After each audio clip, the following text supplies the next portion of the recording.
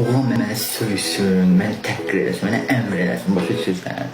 Çünki xışım gəldi, oğlan söyər də. Əlbəttə ki, bir jurnalist olaraq söz və ifadə azadlığının tərəfdarıyam. Amma bəzən məhdudiyyət olmalıdır.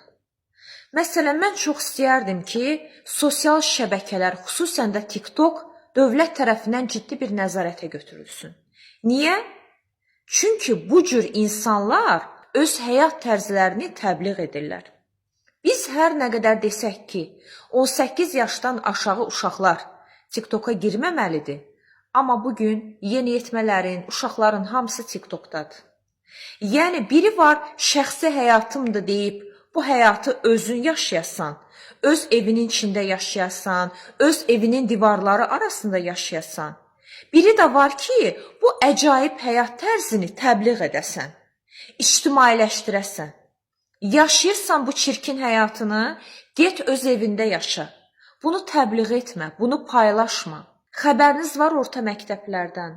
9-cu, 10-cu, 11-ci sinif şagirdləri arasında bu həyat tərzi necə dəbdədir.